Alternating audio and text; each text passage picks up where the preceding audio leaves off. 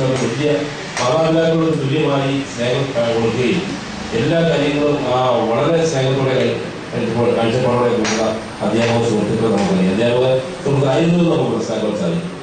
അപ്പോൾ അങ്ങനെ അധ്യാപകരെ കുറിച്ച് വളരെയേറെ നല്ല കാഴ്ചപ്പാടുകളോടുകൂടി ഉള്ള സമൂഹത്തിൽ ഇന്ന് മഹാനായ ഡോക്ടർ രാധാകൃഷ്ണൻ സൂചിപ്പിച്ചിരിക്കുന്ന പോലെ അധ്യാപകർ ഒരു തടാകം പോലെ കെട്ടി നിർത്തിയിരിക്കുന്ന ജല തടാകം പോലെ ആവരുത്, മറിച്ച് നല്ല ഒഴുക്കുള്ള ഉറമയായി മാറണം എന്നാണ് അധ്യാപകരെ കുറിച്ച് ഡോക്ടർ രാധാകൃഷ്ണന്റെ കാഴ്ചപ്പാടിൽ പറഞ്ഞിരിക്കുന്നത്.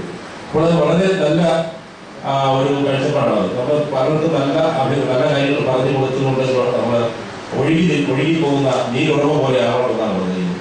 അപ്പോൾ അത് വളരെ നല്ല മഹാന്മാരുടെ അധ്യാപകരെ കുറിച്ച് വളരെ നല്ല കാഴ്ചപ്പാട് സംസാരിച്ചിരിക്കുന്നു.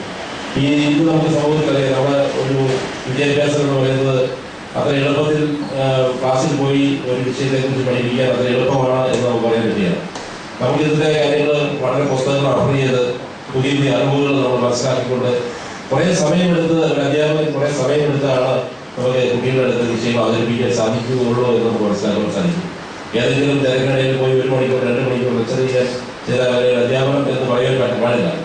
നല്ല കാര്യങ്ങൾ വായിക്കുകയും മനസ്സിലാക്കുകയും പുതിയ പുതിയ സൗകര്യങ്ങളെ കുറിച്ച് പുതിയ പുതിയ അറിവുകൾ മനസ്സിലാക്കിക്കൊണ്ട് അത് കുട്ടികളിലേക്ക് പകർന്നു നൽകുമ്പോൾ ഇപ്പൊ സൂചിപ്പിച്ച മകനായ അധ്യാപകൻ കുട്ടികളെ കൊണ്ട് ചോദിപ്പിക്കുമ്പോൾ അത് പറഞ്ഞു കൊടുക്കുവാനുള്ള കഴിവുകൂടെയുള്ള അധ്യാപക സമൂഹത്തെ കുറിച്ചാണ് നമ്മൾ സങ്കല്പിക്കുന്നത്.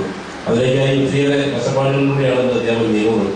സമൂഹത്തിൽ നിന്ന് മറ്റ് ഏത് മേഖലയിൽ തൊഴിൽ ചെയ്യുന്നതിനേക്കാളും കൂടുതൽ മഹത്വവും കഷ്ടപ്പാടുകളുമുള്ള ജോലി എന്ന് പറയുന്നത് അധ്യാപകരുടേതാണ്.